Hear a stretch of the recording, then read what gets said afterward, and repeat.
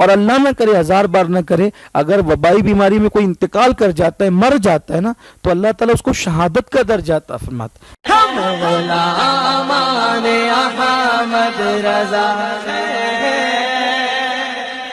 کوئی بھی ہم سے جیتا نہیں۔ انشاءاللہ مجھے امید ہے کہ کرونا وائرس کی یہ وبا ختم ہو جائے گی، جلد ختم ہو جائے گی انشاءاللہ، پوری دنیا سے ختم ہوگی، پوری دنیا راحت کی سانس لے گی انشاءاللہ۔ یاد رکھنا، کبھی اللہ سے مایوس نہیں ہونا، مصیبت بڑی نہیں ہے، مصیبت دور کرنے والا خدا بڑا ہے۔ اور اگر ایک بات یہ بھی کہوں، اللہ نہ کرے، میں بات ختم کرنے لگا تھا لیکن ضروری سمجھتا ہوں آج یہ بات کہنا، اللہ نہ کرے، اللہ نہ کرے، 100 بار نہ کرے، کروڑوں بار نہ کرے، کبھی نہ کرے کہ آپ کو یا آپ کے خاندان میں سے کسی کو اگر کرونا وائرس کا مرض ہوتا ہے تو یہ جو باتیں آ رہی ہیں نا کہ کرونا ہوا تو ڈر کے مارے لوگ خودکشی کر لیے، کسی نے خودکشی تک کر لی، ایسا نہیں کریں۔ آپ اللہ نہ کرے اگر یہ مرض ہوتا ہے یا مرض کی علامت پائی جاتی ہے، آپ خود ڈاکٹروں کے پاس جائیں، ڈاکٹروں سے رابطہ کریں، بتائیں۔ آپ مرض چھپاؤ گے تو دوسروں کو بھی لگ سکتا ہے، دوسرے بھی مصیبت میں آ سکتے ہیں۔ ہماری بستی ہمیں عزیز ہے، ہمارا ملک ہندوستان ہمیں عزیز ہے، ہمیں جو ہے وہ اس کو چھپانا نہیں ہے بلکہ ڈاکٹروں کو بتانا ہے، اس کا علاج کرانا ہے۔ اگر ڈاکٹرز مشورہ دیتے ہیں کہ آپ کے خاندان والوں کو جو ہے وہ کوارنٹائن ہونے کا، تو آپ ان کے مشورے پر عمل کریں، اپنی مرضی نہ چلائیں۔ اور یاد رکھیں، جس نے بیماری دی ہے وہ شفا بھی دے گا۔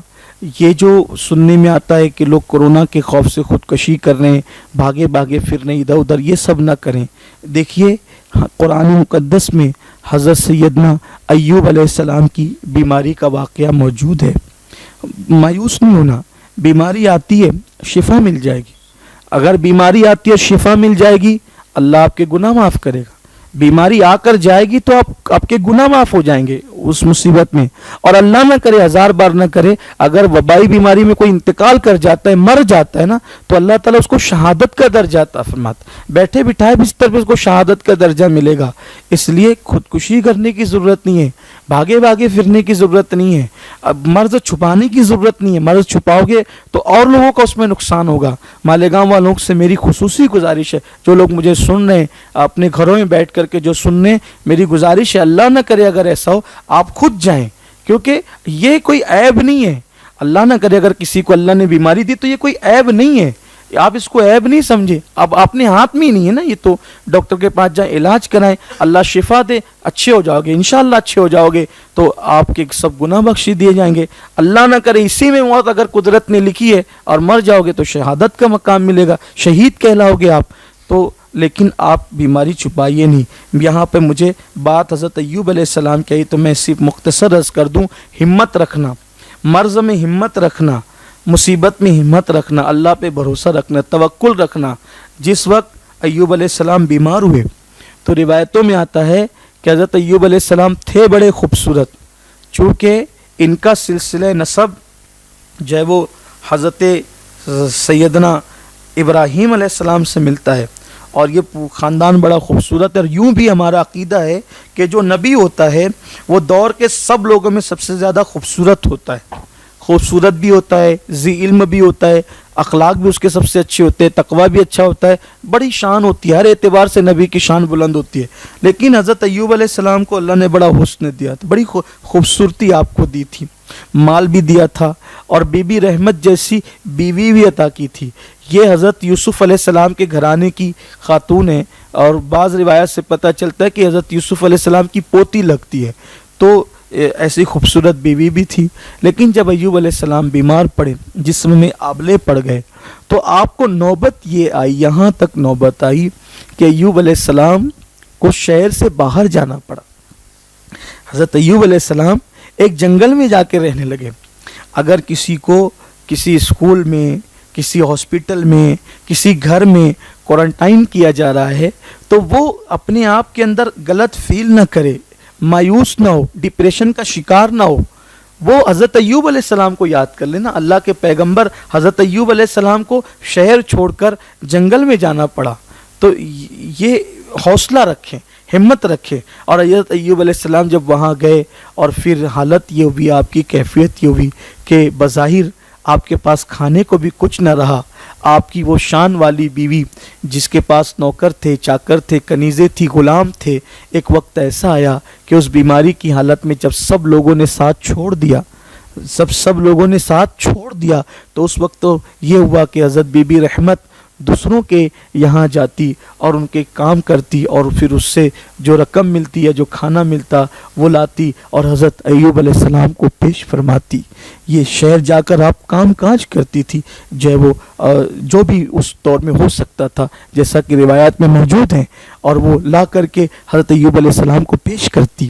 اور پھر ایک دن وہ آیا کہ حضرت ایوب علیہ السلام جو ہے، اللہ اکبر، جب ان کے امتحان کے دن پورے ہو گئے تو اللہ تعالیٰ نے فرمایا پیارے ایوب جو ہے وہ زمین پر پیر ماریے، پانی کا چشمہ جاری ہوا، حضرت ایوب علیہ السلام نے اس میں غسل کیا اور آپ صحت مند ہو گئے، تندرست و توانا ہو گئے، اور اللہ تعالیٰ نے پہلے سے زیادہ آپ کو صحت اور تندرستی عطا فرمائی۔ تو آپ پریشان نہ ہو، ایوب علیہ السلام کی زندگی آپ یاد رکھیں۔ ایوب علیہ السلام نے اس بیماری میں جو اللہ کا کبھی شکر نہیں چھوڑا، اللہ کی کبھی عبادت نہیں چھوڑی، ان چیزوں کو بھی آپ یاد رکھیں، مایوس نہ ہو۔ اور پھر ایک بار یہ کہتا ہوں کہ اگر کوئی خاندان بیمار پڑتا ہے تو میری گزارش ہے کہ ان بیماروں سے آپ جو ہے وہ طبی نقطۂ نظر سے جو ڈاکٹروں نے مشورہ دیا ہے وہ احتیاط ضرور رکھے بیماروں سے، لیکن ان بیماروں سے نفرت نہیں کریں، اس لیے کہ وہ ہمارا ایک حصہ ہے۔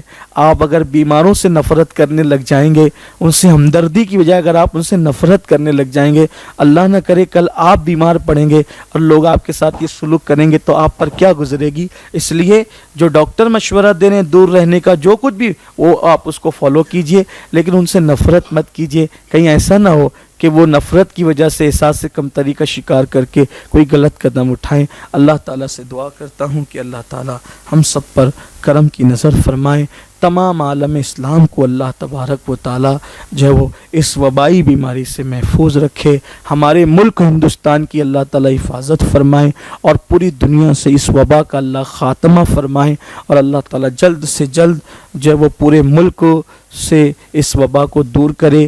پہلے جیسے حالات تھے، ہمارا ہندوستان جیسے پہلے تھا اس سے بہتر طریقے سے ہمارا ملک پھر کھڑا ہو، ہمارے ملک ہندوستان کے خواجہ کے ہندوستان کی پھر ترقی ہو۔ اللہ تعالیٰ آسانیاں پیدا فرمائے۔